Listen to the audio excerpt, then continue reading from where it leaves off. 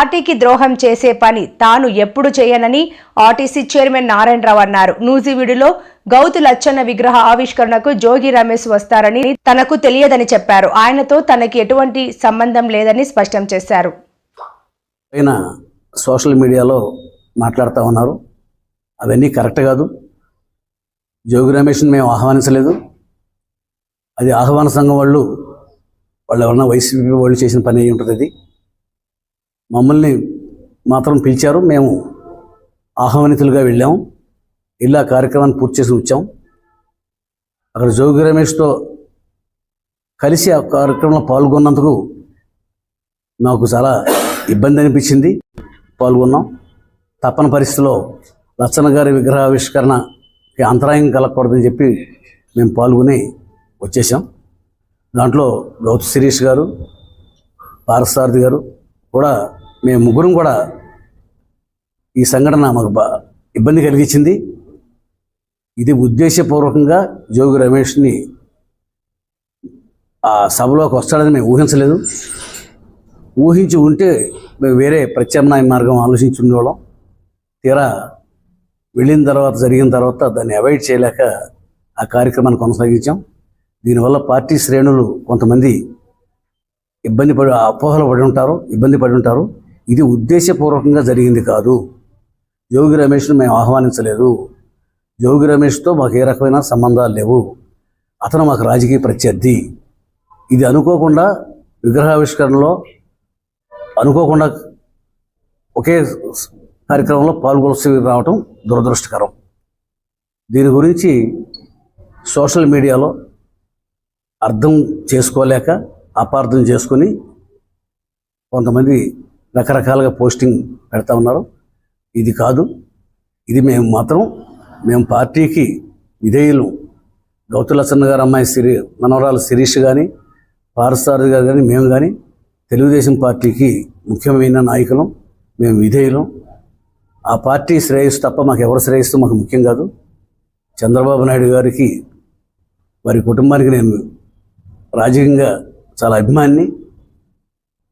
నేను పార్టీ కోసం, పార్టీ నాకు చాలా అవకాశాలు ఇచ్చింది. పార్టీకి ద్రోహం చేసే పని నేను ఎప్పుడు చేయను. ఇది యాదృచ్ఛికంగా అనుకోకుండా జరిగింది, అయిష్టంగా జరిగింది. మేము దీన్ని ఇష్టపూర్వకంగా ఏమీ భావించలేదు. మళ్ళీ ఇటువంటి సంఘటన పునరావృతం కాకుండా, రిపీట్ కాకుండా జాగ్రత్తలు తీసుకుంటాం.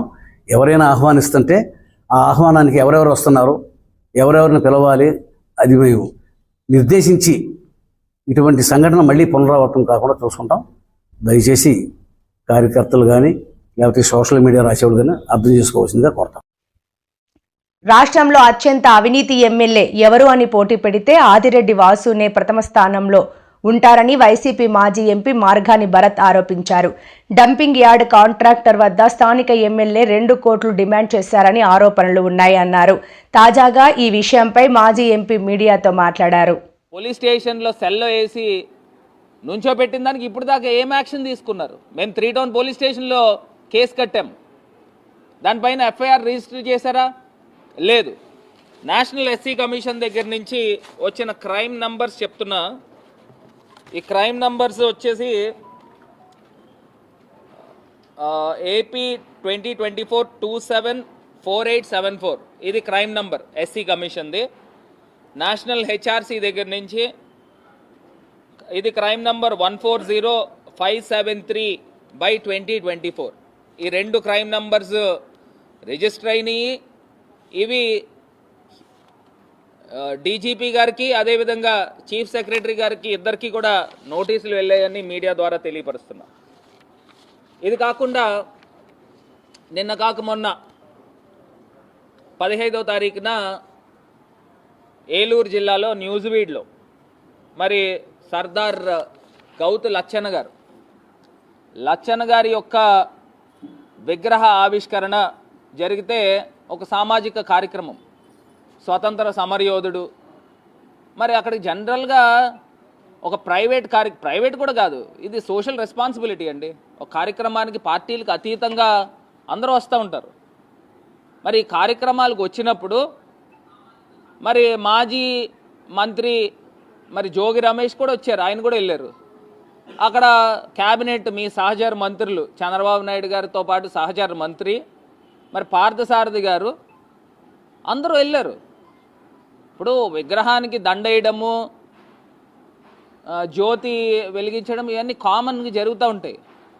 ఒక సామాజిక కార్యక్రమానికి వెళ్తే ఒక క్యాబినెట్ మంత్రి మీ సహచర మంత్రి 3 సార్లు ప్రెస్ మీట్లు పెట్టి క్షమాపణ చెప్పే దౌర్భాగ్యమైన పరిస్థితికి తీసుకుని వచ్చారని అంటే నాకు ఒకటి అర్థం కావట్లా. మొన్నటిదాకా ఎస్సీలు దళితులపైన దాడులు, ఇప్పుడు బీసీ సామాజిక వర్గాలని, ఇప్పుడు ఆయనేమో యాదవ్ కులానికి సంబంధించిన పార్థసారథి గారు, అదేవిధంగా గౌతు.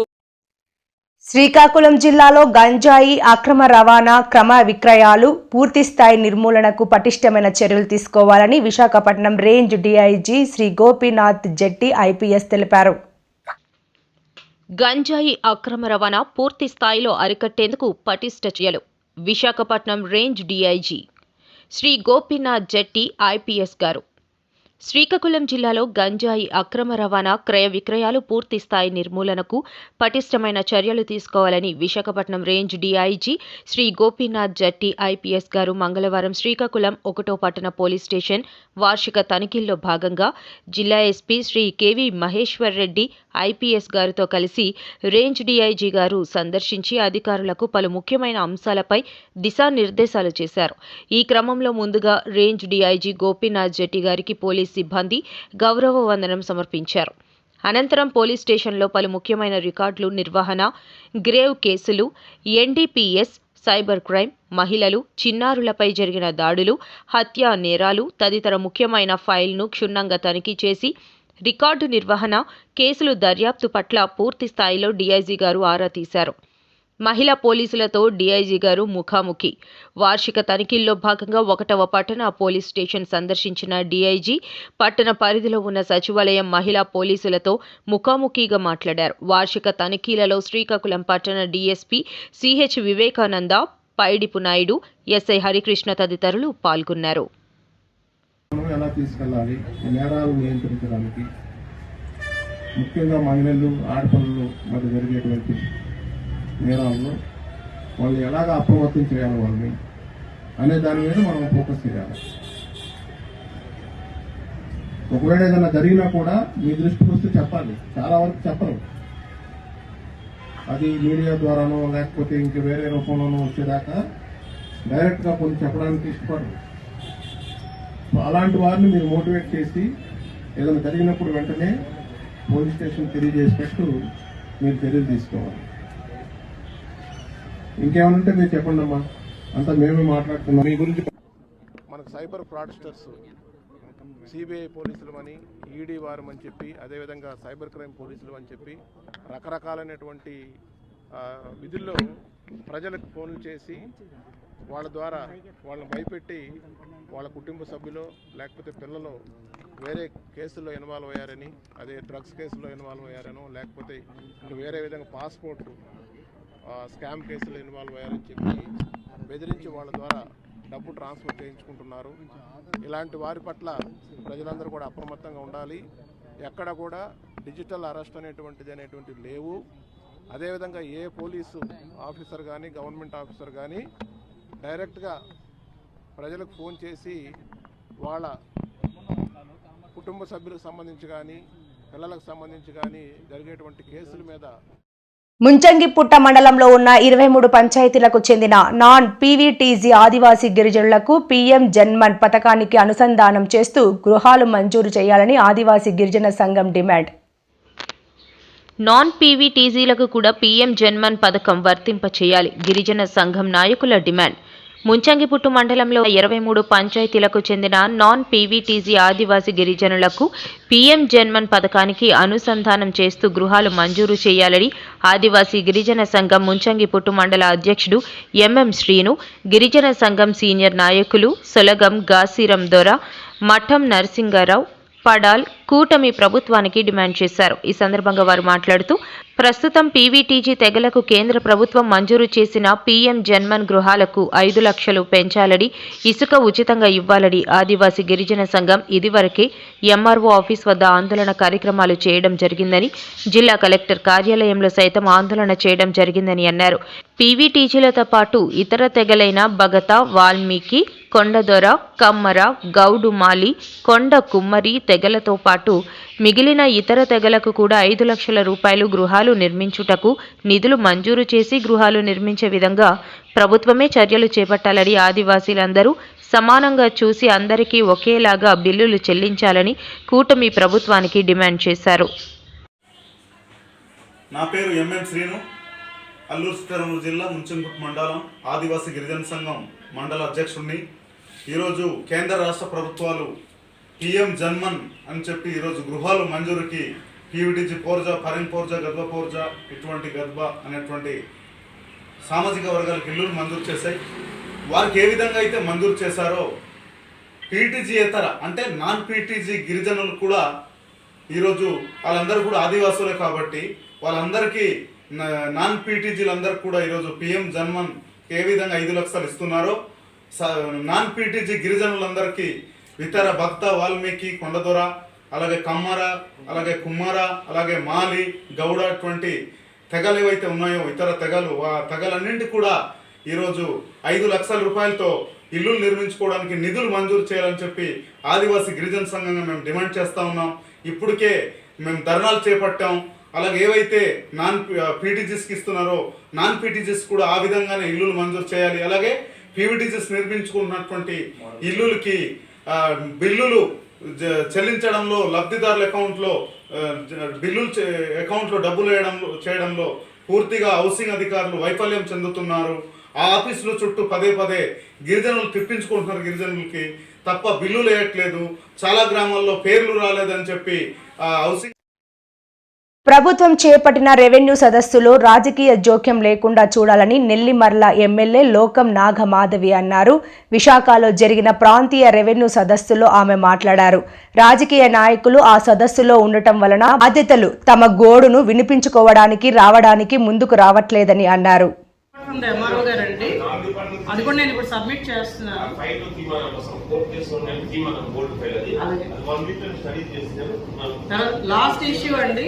లాస్ట్ ఇష్యూ ఒక గొడవలస గ్రామంలో సర్వే నెంబర్ 8 అండి. This has been encroached. ఇదేంటంటే మన ఎండిఆర్ రికార్డు ప్రకారం ఇది ఏడబ్ల్యూడి గయాలని చూపిస్తున్నదండి. But this is also a Mansas land అని వాళ్ళ రికార్డులో ఉందని ఇప్పుడే ఆర్డీఓ మేడం కూడా కన్ఫర్మ్ చేశారు నాకు. అది ఇది రికార్డులన్నీ తీయించి చూస్తే అక్కడ సుమారు ఒక 30-20 మంది దాకా ఇల్లు కట్టేసుకున్నారండి. ఆల్రెడీ నార్మల్ హౌసెస్ కాదండి ఇవి. 30-40 లక్షలు పెట్టి ఇల్లు కట్టేసుకున్నారు. వాళ్ళకి కరెంట్ కనెక్షన్లు సగం మందికి ఇచ్చారు, సగం మందికి ఇవ్వలేదు. రోజు వచ్చి మా ఇంటి దగ్గర కూర్చుంటున్నారు. అది ఇస్తారా సస్తారా అని అది ఏం చేయాలో తెలియట్లేదండి. ఆ సర్వే నెంబర్ 8 అది కొంచెం ఆ దృష్టి పెడితే అసలు ఏం చేస్తాను. నేనైతే అక్కడ బోర్డు పాటించానండి. ఇంకా ఫర్దర్ డెవలప్మెంట్ ఆఫ్ హౌసెస్ మేము కన్ఫర్మ్ చేసేదాకా మీరు ఎవరు చేయడానికి వీల్లేదని ఒక బోర్డు పాటించాను. అందుకని నేను చెడ్డదాన్ని కూడా అయ్యాను. కానీ కొంచెం అది క్లారిటీ ఇస్తే అది బాగుంటుందండి. మిగిలిన భోగాపురం సమస్యలన్నీ కూడా మన ప్రిన్సిపల్ సెక్రటరీ గారికి కూడా తెలుసు. సో అంటే నేను ప్రత్యేకంగా చెప్పక్కర్లేదు.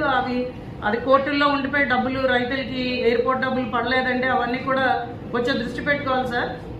ఇంకొకటి నేను ముఖ్యంగా చెప్తున్నది ఏంటంటే దెర్ ఆర్ సమ్ ఎస్ఎల్ఏస్ డిఫైన్డ్ కానీ స్ట్రిక్ట్గా ఎన్ఫోర్స్ అవ్వట్లేదండి.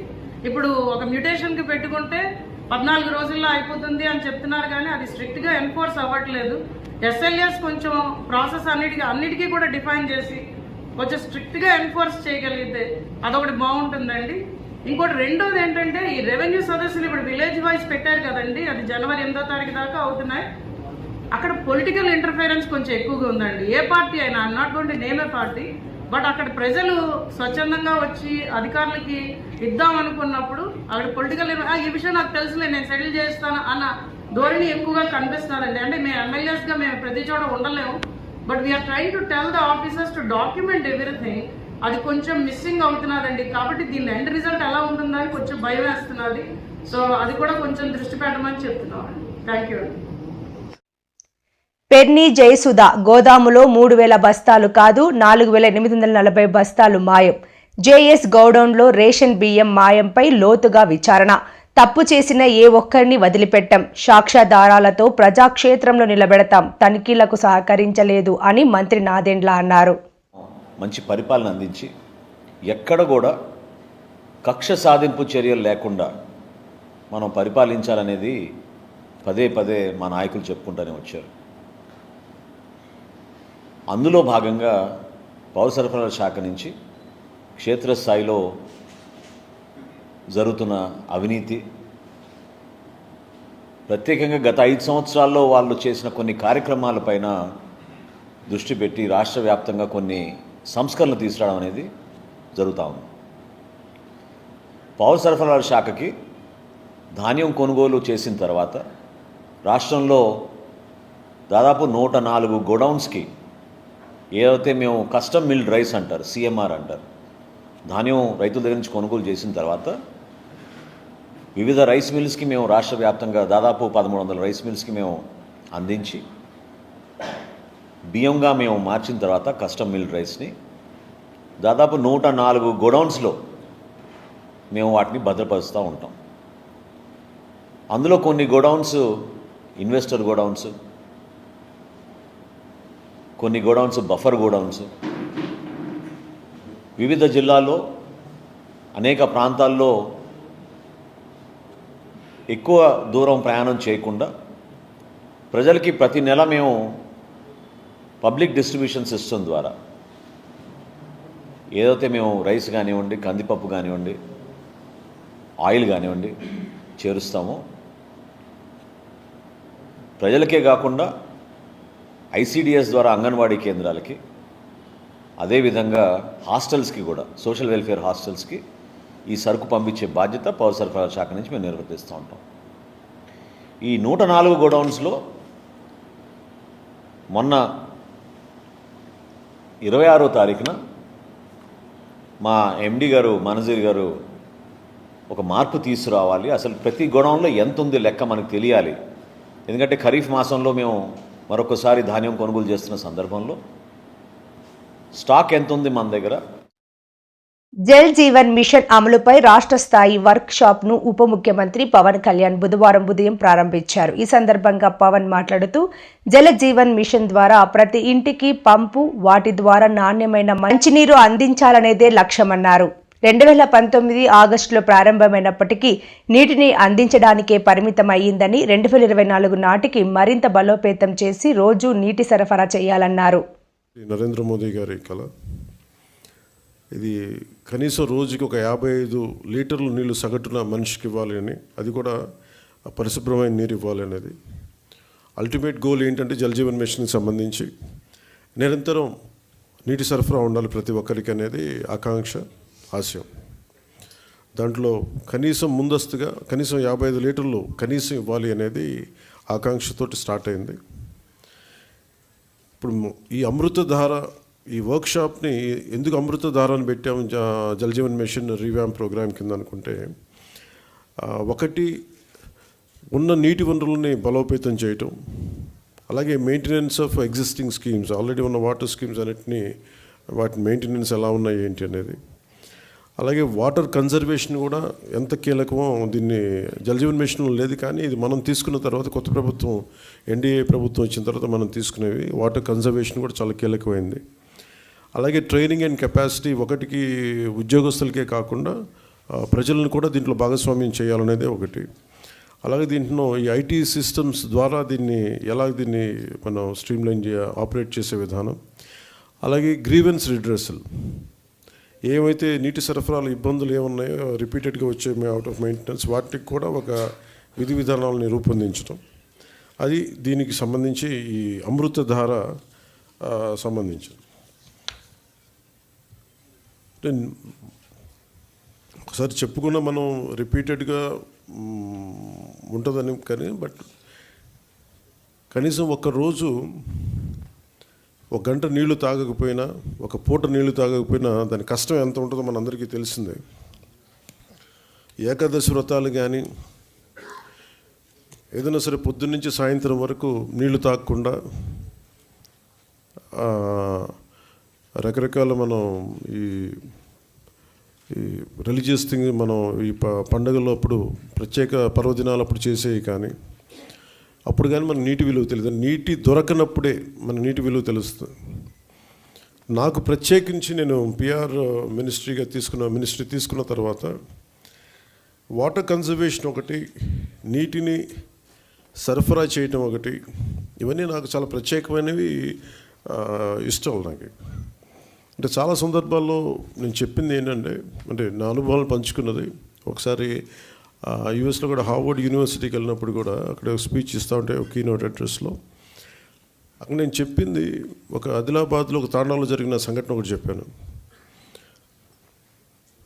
చాలాసార్లు పొలిటికల్గా మేము వెళ్తున్నప్పుడు చాలా ఆకాశం అంత ప్రామిసులు చేస్తూ ఉంటాం. ఆకాశాన్ని తీసుకొచ్చి పందిరేస్తాం.